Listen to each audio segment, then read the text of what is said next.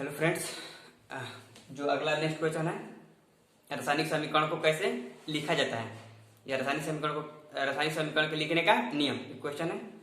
लिख सकते हैं how do we express of chemical equation, रासायनिक समीकरण को कैसे व्यक्त जाता है। तो रासायनिक समीकरण को लिखने के लिए निम्नलिखित नियम है, निम्नलिखित विधि है। चलिए पहले लिखते हैं। पहला देखिए, किसी रासायनिक अभिक्रिया में भाग लेने वाले अभिकारकों को उनके संकेतों या अणुसूत्रों के पदों में रासायनिक समीकरण को हमेशा बाईं ओर लिखा जाता है। किसी रासायनिक अभिक्रिया में भाग लेने वाले अभिकारकों के उनके संकेतों या अणुसूत्रों के पदों में रासायनिक समीकरण का हमेशा का बाईं ओर लिखा जाता है। एग्जाम्पल देखिएगा। पहला में जिसे बोल रहा है कि रासायनिक अभिक्रिया भाग लेने, यानी जो पदार्थ भाग लेता है क्या बोलते हैं, प्रतिबल। ओके, तो H2 प्लस Cl2 बनेगा क्या, HCl। रासायनिक समीकरण को बैलेंस करना 2। तो बोल रहा है कि किसी रासायनिक अभिक्रिया भाग लेने वाले अभिकारकों को उनके संकेत मतलब हाइड्रोजन का संकेत क्या होता है, H होता है, क्लोरीन संकेत क्या है, Cl। तो उनके संकेतों या अणुसूत्र, अणु मतलब ये हाइड्रोजन के 2 अणु है और क्लोरीन के 2 अणु। ओके, उनके अणु एवं संकेतों के पदों में समीकरण जो होता है ना, ये पूरा क्या होगा हमारा इक्वेशन समीकरण। तो समीकरण हमेशा क्या होता है, लेफ्ट साइड होता है। जब भी अगर अभिकारक रहेगा तो हमेशा क्या होगा, लेफ्ट साइड होगा। ओके, नेक्स्ट लिखिए, अभिकारकों के बीच धन चिन्ह का प्रयोग किया जाता है। अभिकारकों के बीच धन चिन्ह का प्रयोग किया जाता है। चलिए इसका मीनिंग क्या है, अर्थ क्या है, समझ लेते हैं। यानी जो जब 2 या 2 से अधिक अभिकारक जोड़ेंगे तो उसमें धन चिन्ह का प्रयोग दिखाया जाएगा। क्यों दिखाएगा, क्योंकि हाइड्रोजन क्या है, ये शो करेगा धन चिन्ह, हाइड्रोजन अलग है और क्लोरीन क्या है, अलग है। I hope you getting this. Hydrogen अलग है, क्लोरीन अलग है। ये धन चिन्ह ये बता रहा है कि दोनों पदार्थ क्या है, अलग अलग है। जब आपस में रिएक्ट करेंगे, आपस में जुड़ेंगे यानी रिएक्शन प्रतिक्रिया करेंगे तो बनेगा क्या, HCl यानी हाइड्रोक्लोरिक अम्ल। इसको हमें अगर दिखाना चाहे इलेक्ट्रॉन बिंदु संरचना के रूप में या बस वैलेंसी के रूप में, तो डायरेक्ट दिखा सकते हैं। हाइड्रोजन के बाहर इलेक्ट्रॉन यानी इलेक्ट्रॉन संख्या पढ़ेंगे तो बाहरी इक्वेशन कितने थे, 1। ओके, इसकी ऑक्टेट पूरा हम चाहिए तो क्लोरीन कितने होते हैं बताइए, 7। बाहरी इक्वेशन कितने होते हैं, 7, 1 2 3, 1 एम्पियर होता है। तो ये क्या हुआ, इसे शेयरिंग कर लेगा इलेक्ट्रॉन का, एक ये इलेक्ट्रॉन ले लेगा और इसका 1 इलेक्ट्रॉन है। चूंकि हाइड्रोजन 2 इलेक्ट्रॉन को लेकर क्या होता है, हीलियम जैसा, हीलियम परमाणु के जैसा अस्थायी हो जाता है। और क्लोरीन जो 8 इलेक्ट्रॉन को ग्रहण करके क्या होता है, उसका ऑक्टेट लाभ क्या होता है, पूरा होता है, क्या होता है, अस्थायी यौगिक बन जाता है। चलिए 2 नंबर हो गया ना, कि ये धन चिन्ह का प्रयोग, धन चिन्ह का क्यों कहता है, उसके परमाणु को अलग दिखाने के लिए। 3rd नंबर लिखते हैं, अभिक्रिया के फलस्वरूप निर्मित प्रतिफलों को उनके संकेतों या अणुसूत्रों के पदों में समीकरण के हमेशा दाईं ओर लिखा जाता है। अभिक्रिया के फलस्वरूप निर्मित प्रतिफलों को उनके संकेतों या अणुसूत्रों के पदों में रासायनिक समीकरण के हमेशा दाएं ओर लिखा जाता है। चलिए बोल रहा है कि रासायनिक अभिक्रिया हो रही है तो अगर प्रतिफल जो बन रहा है हमेशा क्या होगा, ये हमारा जो हैंड है ये लेफ्ट है एंड ये है राइट है। तो अभिकारक प्रतिफल जो होगा, प्रोडक्ट जो होगा वो हमेशा क्या होगा, राइट साइड में होगा। जो क्वेश्चन बोल रहा है, जो एग्जाम्पल अभी हम बोले हैं, और आप नोट करते चलिएगा। ऐसा नहीं कि आप वीडियो देख रहे हैं और स्किप कर रहे हैं, तो ऐसा कोई फायदा नहीं है। और ये जो है हमारा क्या है, रिएक्टेंट है, यानी अभिकारक प्रतिफल, तो अभिकारक बाएं एंड प्रोडक्ट दाएं। 4th नंबर लिखेंगे, एग्जाम्पल नोट करते जाइए। 4th नंबर लिखिए, प्रतिफलों लिखिए, अभिक्रिया के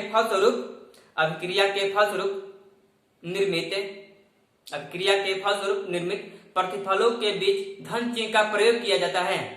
अभिक्रिया के फलस्वरूप निर्मित प्रतिफलों के बीच धन चिन्ह का प्रयोग किया जाता है। यानी कहने का मतलब है कि जब 2 या 2 से अधिक प्रतिफल बन जाएगा तो उनके बीच एक धन चिन्ह, जिस तरह से यहाँ पर हम जो 2 या 2 से अधिक अभिकारक यानी अभिक्रिया भाग ले रहे हैं, जो पदार्थ जुड़ रहे हैं, तो अभिकारक अगर 2 या 2 से अधिक है तो उसको धन चिन्ह से अलग दिखाए। दूसरा इसमें तो 1 बन रहा है तो इसमें धन चिन्ह की जरूरत नहीं है, यानी इसमें हम नहीं लिख सकते। लेकिन ऐसा भी कोई रासायनिक अभिक्रिया हो जिसमें 2 या 2 से अधिक प्रोडक्ट बन रहा हो, प्रतिफल मिल रहा है, तो उसमें धन चिन्ह का प्रयोग करेंगे। जैसे एग्जाम्पल कहते हैं, जब सोडियम क्लोराइड के जलीय विलयन में सिल्वर क्लोराइड का सिल्वर नाइट्रेट NO3 NaNO3 होता है, सॉरी सिल्वर क्लोराइड, हाँ सोडियम क्लोराइड के जलीय विलयन में सिल्वर नाइट्रेट का करते हैं डालते हैं तो बनता है AgCl सोडियम सिल्वर क्लोराइड जो कि अक्षेप होता है plus NaNO3 is it visible. चलिए तो ये 2 प्रोडक्ट बन रहे हैं ना, ये तो हमारा अभिकारक हो गया रिएक्टेंट जो कि ऑलरेडी है। ये जो राइट साइड अभी बताएं 3rd नंबर पर वो क्या हुआ हमारा प्रोडक्ट हुआ, तो इसमें 2 बन रहे हैं प्रोडक्ट। ये एक सोडियम क्लोराइड एक अलग प्रोडक्ट है, यानी अलग उत्पाद है, और सिल्वर क्लोराइड एक अलग उत्पाद है, सोडियम नाइट्रेट एक अलग उत्पाद है। इन दोनों को अलग करने के लिए क्या करें, धन चिन्ह का प्रयोग किए, जो अभी बताएं। फाइनली लास्ट जो है 5वां नंबर 5th नंबर देखिए, अभिकारकों एवं प्रतिफलों को अलग करने के लिए एक तीर चिन्ह का प्रयोग किया जाता है। अभिकारकों एवं प्रतिफलों को अलग करने के लिए एक तीर चिन्ह का प्रयोग किया जाता है जो यह निर्देश देता है कि रासायनिक अभिक्रिया किस दिशा में हो रही है। देखते हैं, यानी बोल रहा है कि जैसे अगर डायरेक्ट हम बताना चाहें Na प्लस Cl डायरेक्ट लिखें NaCl, तो ये रासायनिक समीकरण नहीं है, ये गलत है, क्योंकि इसमें ना तो ये समझ में किधर से क्रिया हो रही है किधर से नहीं हो रही है। इसके लिए क्या करते हैं, एक एरो का प्रयोग करते हैं जो बताता है कि लेफ्ट से राइट की ओर रिएक्शन हो रही है, जो सब में दिखाया जा रहा है। ये जो लेफ्ट है हमारा रिएक्टेंट है, जो राइट है प्रोडक्ट है। ओके, अगर इसको हम अगर दिखाना सिंपल सी, अगर Na के बाहरी क्वेश्चन कितने होते हैं आप पढ़ेंगे 2 8 1 होता है ना 11। ओके 1 बाहरी क्वेश्चन, चूंकि जो तत्व और धातु होते हैं इलेक्ट्रॉन क्या करते हैं, त्याग करते हैं, और जो Cl होता है उसके बाहरी क्वेश्चन कितने होते हैं 7। तो क्या करें, एक इलेक्ट्रॉन का करेगा ट्रांसफर करेगा, यहाँ पर साझा नहीं होती है, शेयरिंग नहीं होती है, स्थानांतरण होता है। तो इलेक्ट्रॉन का एक डोनेट कर दिया, जिससे Na पर कितना आता है प्लस होता है, Cl पर एक इलेक्ट्रॉन माइनस, और तब प्लस माइनस मिलकर क्या बनेगा NaCl, जो कि इसका जो वैलेंसी होता है NaCl बोलेंगे, उसका मान जो होता है कंपाउंड का। अभी एक दुनिया में जितने भी कंपाउंड है अगर उसकी हम वैलेंसी की बात करेंगे, उसकी पावर की क्या बोलेंगे वैलेंसी की मान जो होती है हमेशा 0 होती है। इस तरह से कंपाउंड का निर्माण होता है। ये पिछला अध्याय पिछले अध्याय 9th क्लास में पूरी तरह से डिटेलिंग हो चुकी है, किस तरह से इलेक्ट्रॉन का स्थानांतरण होता है, किस तरह से इलेक्ट्रॉन का शेयरिंग होता है। चलिए आगे देखते हैं।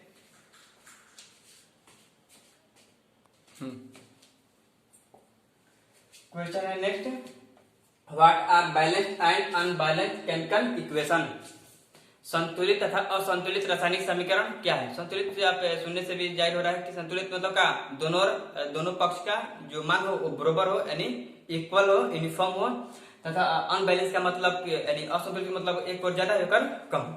चलिए लिखते हैं क्वेश्चन को, हिंदी इसका होगा संतुलित तथा असंतुलित रासायनिक समीकरण क्या है, क्या है नहीं है। लिखिए, वैश्विक रासायनिक समीकरण या वैश्विक रासायनिक अभिक्रिया भी बोल सकते हैं। वैश्विक रासायनिक समीकरण जिसके दोनों ओर के परमाणुओं की संख्या समान हो, जिसके दोनों ओर के परमाणु एवं अणु बोलेंगे, परमाणुओं एवं अणुओं की संख्या समान हो, तो उसे संतुलित रासायनिक समीकरण कहा जाता है।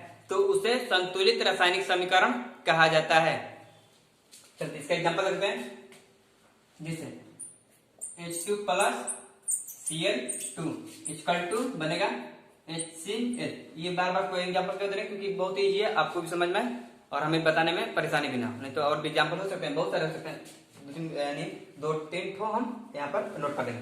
बोल रहा है H2 प्लस Cl2, यहाँ पर क्लोरीन कितने हैं, हाइड्रोजन कितने हैं 2, क्लोरीन कितने हैं 2, यहाँ पर क्लोरीन कितना है 1, हाइड्रोजन कितना है 1। इसके लिए सिंपल, अब कैसे बैलेंस कितने हैं इसके अगले क्वेश्चन पर बताएंगे।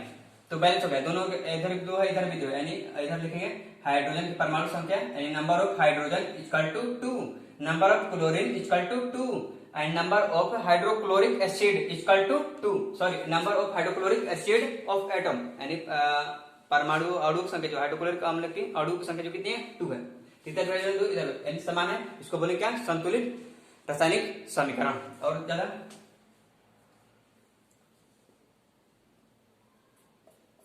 N plus C L, N C L और भी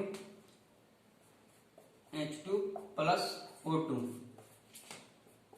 H2O, इसको बैलेंस कर लेंगे 2 2। इधर देख लेंगे हाइड्रोजन कितना है 2 दूनी का 4, ऑक्सीजन कितना है इधर 2, यहाँ पर हाइड्रोजन 4, ऑक्सीजन कितना है ये मल्टीपल है ना, गुना है तो 2, तो इक्वल है, संतुलित है समीकरण। दूसरा लिखेंगे अनबैलेंस्ड, इस बैलेंस हो गया अनबैलेंस। लिखिए वैसी रासायनिक अभिक्रिया या वैसी रासायनिक समीकरण, दोनों अभिक्रिया का समीकरण भी बोल सकते हैं, गलत नहीं होगा। वैसी रासायनिक समीकरण जिसके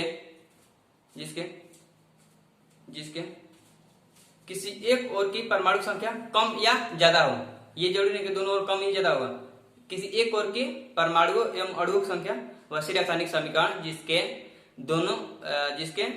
जिसके किसी एक और बोलेंगे, दोनों नहीं बोलेंगे, किसी एक और की परमाणु की संख्या कम या ज्यादा हो, अर्थात दोनों ओर के परमाणु संख्या बराबर ना हो, उससे असंतुलित रासायनिक समीकरण कहा जाता है। क्वेश्चन समझ में आ रहा है ना? क्वेश्चन क्या बोल रहा है? अनबैलेंस, जैसी बात है दिमाग में आ रहा है इतना नॉर्मली, ये कॉमन सेंस वाली बात है। चलिए एग्जांपल देखते हैं, जैसे यहीं पर बन H2 सिंपल से plus Cl2, H2 plus Cl2 equal to क्या बनेगा HCl। ये कौन सी है? इधर 2 है, इधर 2 है, इधर कितना है 1 है, ठीक है बोलेंगे अनबैलेंस, अनबैलेंस यानी असंतुलित। ओके, Mg प्लस Cl, इधर लिखेंगे MgCl2, इधर कितना है क्लोरीन 1 है, इधर क्या क्लोरीन 2 है, यहाँ पर तो और number of magnesium equal to 1, number of chlorine equal to 1 1 1 1 1। Okay, दोनों इधर देखेंगे magnesium of number of magnesium 1, number of chlorine equal to 2, यहाँ पर 1 1 तो सही है, लेकिन एक का क्लोरीन क्या है 2 है, अतः ये क्या है अनबैलेंस है, असमान है, असमरूप है, नॉन यूनिफॉर्म। और एग्जांपल देखते हैं CaCl2 कैल्शियम क्लोराइड, इधर भी देखेंगे 1 है 1 है, इधर 1 है, इधर लेकिन 2 है, तो असंतुलित है। नाउ राइट इट, और इसे नोट करके चलिए, क्योंकि ये एग्जांपल है जो हम बाद में भी आपसे पूछेंगे, ऐसा नहीं है कि लिखवा रहे हैं और छोड़ देंगे, कभी भी नहीं।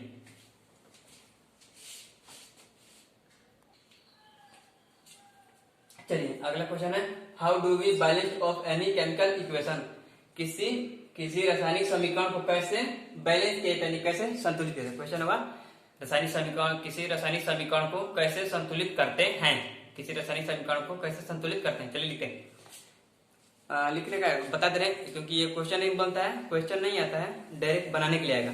तो किसी भी रासायनिक समीकरण को संतुलित करने के लिए उसके परमाणु की संख्या का करते हैं हम काउंट करते हैं, ये हम बोलेंगे गेस मेथड, यानी अनुमान विधि द्वारा।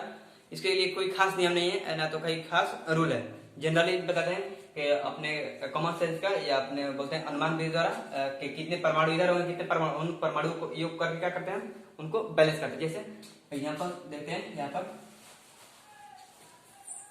Mg प्लस Cl, इधर क्या बनेगा MgCl2, तो इधर देखेंगे नंबर ऑफ मैग्नीशियम कितना है 1 है, क्लोरीन नंबर ऑफ क्लोरीन कितना है 1 है, और यहाँ पर कितना है नंबर ऑफ मैग्नीशियम 1 है, क्लोरीन कितनी है 2।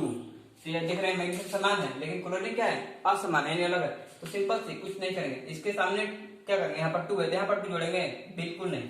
इस 2 का मतलब होता है क्लोरीन, जैसे परमाणु 2 है, जब भी क्लोरीन होता है तो Cl2 के रूप में कुछ तत्व है, जैसे H2, Cl2, O2, N2 इत्यादि, जो कि अपने ऑक्टेट लेवल का करते हैं पूरा करते हैं, यानी अपने से शेयरिंग इलेक्ट्रॉन को साझा करके क्या करते हैं, साझा करके अपने अष्टक को पूरा करते हैं। तो Cl जो होता है 2 के रूप में नहीं रहता है हमेशा। अब कैसे होता है इसके लिए तो बैक जाना पड़ेगा, जब क्लास होगा तो वहां पर हम पूरे एक्सप्लेन बता देंगे। यहाँ पर क्या होता है Cl2, MgCl2 हो गया, MgCl2 बन गया, ये पर क्या हुआ समीकरण बैलेंस हो गया, संतुलित हो गया। उस तरह से और देखेंगे Mg प्लस O2। कभी भी O जो होता है वो ऑक्सीजन को नवजात भी बोला जाता है, O जो होता है सिंगल नहीं होता है, क्योंकि कोई भी ऐसे बहुत सारे परमाणु हैं जो कि सिंगल नहीं रहते हैं, वो अपने जैसे अपने ही जैसे अन्य परमाणु से क्या करते हैं, इलेक्ट्रॉनों का साझा क्या करते हैं, यानी शेयरिंग का ऑक्टेट लॉ को पूरा करते हैं, जिससे वह अस्थायी हो जाए, स्टेबल हो जाए। तो MgO2 तो फलता बनेगा MgO। यहाँ पर बोलेंगे कि यहाँ पर तो और सॉरी यहाँ पर हम नंबर लिख रहे हैं, में कितनी है 1 है, ऑक्सीजन कितनी है 2 है, यहाँ पर में से कितनी है 1 है, ऑक्सीजन कितनी है 1 है, यहाँ पर तो 2 है, वहां पर 1 है, तो बैलेंस कैसे करेंगे? तो क्या यहाँ पर सिंपल से बोलेगा कि यहाँ पर 2 लगा दो, हो गया MgO2। लेकिन ये गलत है, ये सही नहीं है। इसके लिए क्या करेंगे, यहाँ के सामने 2 लगाएंगे, MgO2 हो गया, यानी मैग्नीशियम 2 हो गया, ऑक्सीजन भी कितना हुआ 2 हुआ, लेकिन मैग्नीशियम तो 1 है, फिर ये अनबैलेंस हो गया, तो क्या करेंगे, मैग्नीशियम को पहले क्या करेंगे, Mg2 नहीं होता, क्योंकि ये धातु है, जब भी धातु होता है तो वो इस तरह से अपने इलेक्ट्रॉन का साझा नहीं करता है। या तो ये तत्व मुख्यतः 3 प्रकार के होते हैं, या तो धातु होगा, या उप धातु होगा, या अधातु होगा। यानी जो धातु होते हैं वो मुख्यतः इलेक्ट्रॉनों को दान करना होता है, इलेक्ट्रॉन दाता होते हैं, और जो अधातु होता है वो मुख्यतः क्या होता है, इलेक्ट्रॉनों का ग्रहण करता है, इलेक्ट्रॉन ग्राही होता है। और जो उप धातु होते हैं वो मुख्यतः उच्च ताप पर उनका जो जब टेम्परेचर को हाई किया जाता है तो उस समय क्या होते हैं, वो दोनों तरह व्यवहार करते हैं। जब साधारण ताप रहेगा, कमरे का रूम टेम्परेचर रहेगा, तो वो साधारण ताप पर क्या होंगे, कुचालक यानी अधातु होंगे। जब जैसे उसका टेम्परेचर हाई होगा तो क्या होंगे, धातु की तरह बिहेव करने लगेंगे। तो यहाँ पर Mg2 लगा देंगे, तो 2 Mg हो गए ना, बैलेंस, इधर मैग्नीशियम 2 उधर मैग्नीशियम 2, इधर मैग्नीशियम 2 इधर मैग्नीशियम कितना है, मैग्नीशियम 2, ऑक्सीजन कितना 2 है 2, इधर में ऑक्सीजन कितना हुआ 2, ऑलरेडी बैलेंस। इसकी रासायनिक अभिक्रिया कैसे होगी, तो Mg अगर इसको डॉट इलेक्ट्रॉन ग्रुप में, तो Mg जो होता है इसके बाह्य कक्ष में कितने इलेक्ट्रॉन होते हैं, किसी भी रासायनिक अभिक्रिया में भाग कौन लेते हैं, उसके बाह्य संयोजी इलेक्ट्रॉन, यानी बाह्य कक्ष के इलेक्ट्रॉन जिसको संयोजी इलेक्ट्रॉन भी बोलते हैं, वही भाग लेते हैं, 1 2। ओके, ऑक्सीजन में कितने होते हैं, ऑक्सीजन में 2 6, यानी 6 ना, ऑक्सीजन 1 1 2 3 4 5 6, ओके 1 2 3 4 5 ओके। ये क्या करता है, अब इसको कितनी इलेक्ट्रॉन हो सकता है, कितनी बोलिए, इसके पता कितने हैं, सॉरी गलती हो रहा है का, ये MgO सॉरी MgO ना बनाना है, हम 2 का ही MgO। ये क्या करेगा, इसके बाहर के कितने हैं 6 इलेक्ट्रॉन, 1 2 3 4 6, इसमें कितने हैं 2, इसको 2 इलेक्ट्रॉन कर सकता है, ये 2 इलेक्ट्रॉन को क्या करेगा, त्याग करेगा, तो ये 2 इलेक्ट्रॉन इससे क्या करता है, ट्रांसफर कर देता है, शेयर नहीं करेगा, शेयरिंग नहीं, ये दोनों का इलेक्ट्रॉनों को त्याग देता है, जिससे इसका अष्टक, यानी इसको देखेंगे तो MgO पूर्णतः अस्थायी हो गया, स्टेबल, जिस पर अगर 2 इलेक्ट्रॉन परमाणु जो होते हैं विरुद्ध उदासीन होते हैं, इलेक्ट्रिकली क्या होता है, न्यूट्रल होते हैं, उदासीन होते हैं, जब तक उस पर कोई आवेश ना हो। आवेश कब आती है, जब इलेक्ट्रॉन उससे निकले या प्रवेश करे। अब इलेक्ट्रॉन बहुत तरीके से इलेक्ट्रॉन को हम प्रवेश और उससे इंटर और उसके यानी उसमें प्रवेश और निष्कासित कर सकते हैं। अब वो विधि क्या है, वो विधि यहाँ पर क्लियर नहीं हो पाएगा। तो Mg पर 2 आ जाता है, 2 प्लस, क्योंकि 2 इलेक्ट्रॉन निकल गए। ऑक्सीजन पर कितने आते हैं, -2, क्योंकि 2 इलेक्ट्रॉन ग्रहण किया, तो 2 यानी +2 प्लस माइनस यानी कट कर जाते हैं, प्लस माइनस क्या होता है, इक्वल टू 0। MgO फलता MgO कंपाउंड का निर्माण, जो कि मैग्नीशियम ऑक्साइड होता है। ये इसका बैलेंस जो बैलेंस से बोलेंगे 0 कंपाउंड। इस तरह से रासायनिक समीकरण इस तरह से यहाँ पर भी होगा, वही होता है। MgO कितनी हो सकता है, यहाँ पर भी शो कर रहे हैं, इज इट विजिबल। Mg के पास कितने इलेक्ट्रॉन है, बाय का में 2, दोनों को त्यागने की आवश्यकता है इसको, क्योंकि ये त्याग, क्योंकि धातु है ऑलरेडी इलेक्ट्रॉन का करेगा त्याग करेगा। और क्लोरीन के बाहर का कितने होते हैं, 2 7 यानी 7, इसको 1 इलेक्ट्रॉन सकता है, लेकिन 1 इलेक्ट्रॉन लेगा ये, लेकिन अभी भी फिलहाल इसके पास कितना 1 इलेक्ट्रॉन है। तो फिर दूसरा क्लोरीन क्या होगा, जो Cl2 है, Cl मतलब Cl2 मतलब Cl गुने Cl, फिर दूसरा जो Cl है इसके पास भी 7 इलेक्ट्रॉन है, ये जो पहला इलेक्ट्रॉन का ग्रहण कर लेगा। तो इसका भी अष्टकपूर्ण, इसका भी, क्योंकि मैग्नीशियम का अगर हम इलेक्ट्रॉनिक कॉन्फ़िगरेशन देखेंगे तो 2 8 2, तो बाय का समय अगर 1 2 3 होते हैं तो प्राय इलेक्ट्रॉन का करते हैं, त्याग करते हैं। और 4 होता है, यानी बाय का समय अगर 4 रहता है तो इलेक्ट्रॉन को शेयरिंग करता है, ना तो वो ट्रांसफर करता है, ना तो वो सॉरी ट्रांसफर नहीं बोलेंगे, ना तो वो किसी को देता है, डोनेट करता है, ना ही किसी को गेन करता है। वो क्या करता है, आपस में शेयर कर देता है, नहीं साझा कर देता है। और क्लोरीन, इसके बारे में कितना है, 2 8 7 यानी 70 जो उसका ऑटोमिक नंबर होता है, 2 8 7, इसको बाहर का समय 1 इलेक्ट्रॉन सकता है, तो Cl2 है तो Cl2 8 7, एक इसको देगा, एक इलेक्ट्रॉन इसको देगा, तो 2 8 8, इसका भी ऑक्टेट ला पूर्ण, इसका भी ऑक्टेट ला पूर्ण यानी अष्टक नियम पूर्ण, और इसका भी अष्टक नियम पूर्ण, फलतः एक स्टेबल यौगिक बन जाएगा। इस तरह से रासायनिक समीकरण को बैलेंस किया था। हम रासायनिक समीकरण को व्यक्त करने के लिए यानी उसको पूरी तरह से लिखने के लिए इलेक्ट्रॉनिक कॉन्फ़िगरेशन का भी सहारा लेते हैं, उसको उसके चार्ज की भी सहारा लेते हैं। तो यहाँ पर हम डायरेक्ट बताएं कि हम क्या करेंगे, अनुमान करेंगे, अपने से गेस करेंगे किधर परमाणु ज्यादा है किधर परमाणु कम है, उसके अनुसार क्या करेंगे, उसके तरफ इस परमाणु संख्या का हम घटा बढ़ा सकते हैं, लेकिन ये 2 है इसको हम कभी भी घटा नहीं बढ़ा सकते। अगर यहाँ पर 3 लिखेंगे, 3 अगर सपोज 3 लिखें तो Mg3 होगा, यहाँ पर क्या करेंगे 3 करेंगे, तो कितना होगा 3 ऑक्सीजन, यहाँ पर कितना है 2 है, तो यहाँ पर 3 है, तो और इसको बैलेंस करके क्या करेंगे, यहाँ पर 2 कर देंगे, तो 2 कितना हुआ 4 हुआ, और यहाँ पर क्या करेंगे हम 4 करेंगे, यहाँ पर कितना करेंगे 4 करेंगे, तब ये क्या हुआ ऑलरेडी बैलेंस हुआ, 4 मैग्नीशियम 4 मैग्नीशियम 4 ऑक्सीजन 2 का 4 ऑक्सीजन। तो कभी भी चेंज करेंगे तो उसके बाहर अक्षरों को यानी संख्या के, जब भी आप किसी भौतिक राशि को पढ़ेंगे यहाँ पर, तो भौतिक राशि एक्सप्लेन करना बहुत ही मुश्किल होगा। कोई भी अगर परमाणु है तो उसके बाहर जो बाहर में है परमाणु यानी संख्या के न्यूमेरिकल जो मान होता है संख्या मान, उसको हम बढ़ा घटा सकते हैं, ये क्योंकि परमाणु संख्या को व्यक्त करते हैं। लेकिन जो O2 Cl2 H2 होता है उसको हम कदापि नहीं घटा बढ़ा सकते, क्योंकि वो इलेक्ट्रॉनों का परस्पर शेयरिंग कर किस तरह से होता है। ऑक्सीजन ऑक्सीजन के भी जानते हैं कितने होते हैं, 1 2 3 4 5 6 होते हैं ना, 6 बोल रहे 6 है, 1 2 3 4 5 6 है। 2 इलेक्ट्रॉन पेयर होते हैं, 2 अनपेयर होते हैं, तो ये क्या करेगा, 2 इलेक्ट्रॉन का आपस में साझा करेगा, इसके पास 2 इलेक्ट्रॉन, तो ये दोनों इलेक्ट्रॉन का इसको सॉरी इसको ऐसे नहीं डायरेक्ट नहीं करता, ऑक्सीजन जो है ये 2 इलेक्ट्रॉन यहाँ पर लाएगा शेयरिंग करने के लिए, और ये जो है ये भी अपना 2 इलेक्ट्रॉन यहाँ पर लाएगा शेयरिंग करने के लिए ऑक्सीजन। इसके पास 2 इलेक्ट्रॉन पहले ऑलरेडी है, इसके पास 2 इलेक्ट्रॉन है, 6 था 6 हो गए। अब क्या करेगा 2 इलेक्ट्रॉन को ये ले लेगा, इसके अष्टक पूर्ण 2 2 4 2 6 2 8 ऑक्टेट ला पूरा, फिर उसके बाद 2 4 6 8 इसका भी अष्टक ला पूरा, इस तरह से एक एस्टैब्लिश अणु बन जाता है जो मैग्नीशियम से जुड़कर मैग्नीशियम